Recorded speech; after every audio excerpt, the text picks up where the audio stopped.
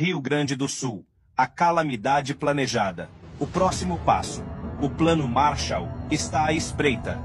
O plano é, na verdade, uma estratégia para fazer com que as vítimas pereçam, permitindo que os conspiradores e traidores da nação assumam suas casas, terras e propriedades, impondo normas através de novas leis que serão criadas, decretos e planos já preparados para a reconstrução de cidades. Os magistrados do Brasil e do Estado do Rio Grande do Sul nos unimos à compreensão de que é preciso agir cedo e agir rápido. Do ponto de vista jurídico, a adoção de um regime jurídico especial e emergencial, transitório, para esta catástrofe climática, poderá propiciar as devidas autorizações, especialmente legislativas, para que juízes e juízas, quando chamados ou quando tomarem iniciativas, interpretem a Constituição e as leis, excepcionalizando determinados limites que não são compatíveis com essa emergência climática no Rio Grande do Sul. É uma tática eficaz, usando armas climáticas para desapropriar as pessoas e violar suas propriedades sob o pretexto da segurança e proteção da vida.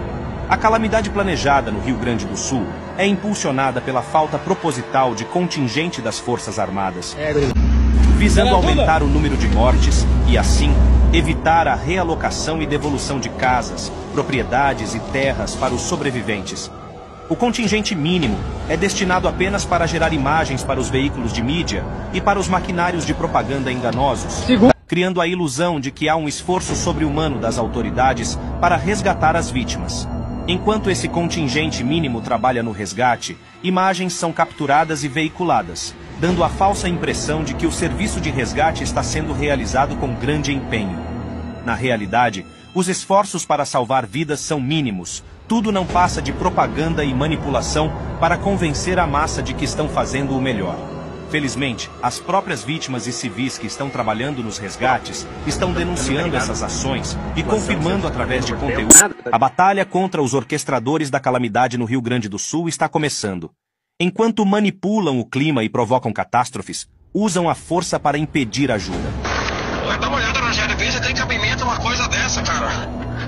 Os caras estão com careta vindo de São Paulo, carregado de água e coisa donativa para levar lá pro Rio Grande. Os caras do posto fiscal pararam os caminhões, porque não tem nota.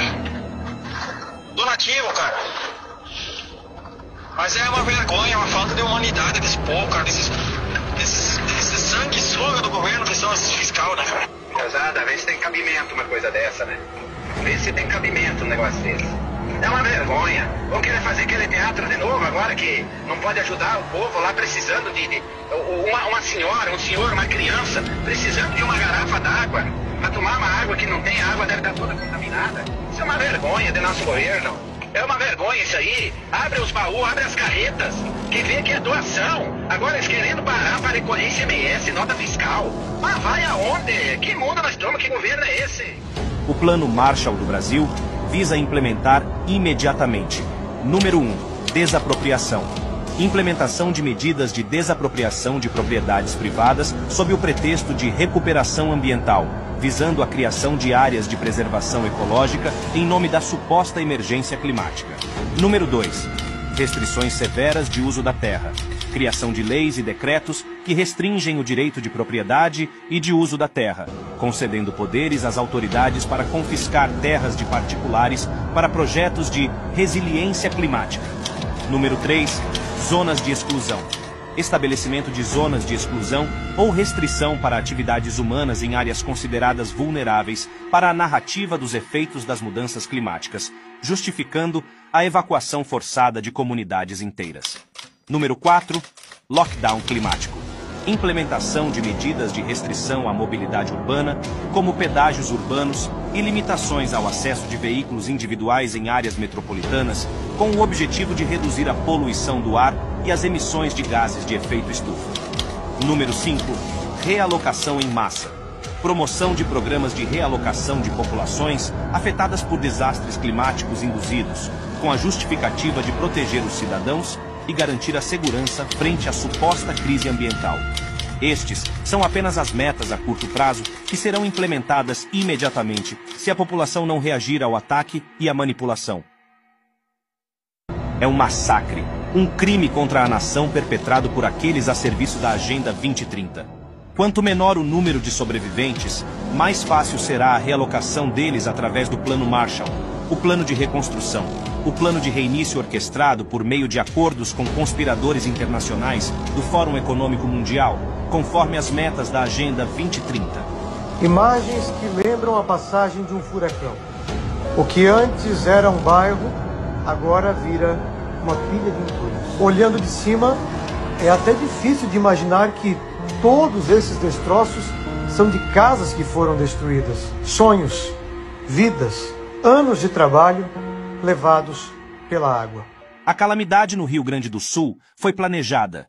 E esse é o objetivo: resetar, reconstruir, recomeçar através das novas metas, das cidades-prisão, das cidades resilientes, das cidades de 15 minutos que serão erguidas sob os escombros da conspiração contra a nação brasileira. E soluções que se apresentam diante de uma situação excepcional e atípica também são soluções excepcionais e atípicas.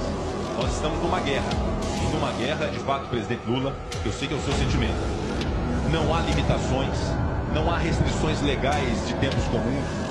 Há necessidade de retirar da prateleira e da mesa a burocracia, as travas, as limitações, para que nada falte ao Rio Grande do Sul para a sua reconstrução. Fizemos isso na pandemia, com muita altivez no âmbito do Congresso Nacional, com proposta de emenda à Constituição que apelidamos de PEC de guerra, com inúmeras medidas legislativas excepcionais, até o funcionamento do Congresso Nacional naquele instante de isolamento. Nós somos o primeiro parlamento do mundo a funcionar de maneira virtual para que pudéssemos dar as respostas. E essas respostas se exigem nesse momento e são exigidas do Congresso Nacional. Por isso, medidas práticas à União, ao Governo Federal, aos Ministérios, ao Governo do Estado e também ao Congresso Nacional são exigidas pela sociedade. Os trabalhos precisarão ser feitos, licitações e contratações vão ter que ser abreviadas numa situação excepcional, à semelhança do que se fez para a pandemia no Brasil. E depois também do ponto de vista técnico, nós vamos ter que construir uma autoridade específica para a reconstrução. Reconstruir muitas casas. E na reconstrução das casas, já deve levar em conta com os prefeitos que a gente não pode permitir que as pessoas reconstruam as casas no mesmo local que tinha a casa que caiu. É preciso que a prefeitura, o Estado e a União localizem terreno de maior tranquilidade para as pessoas poderem reconstruir o seu ninho.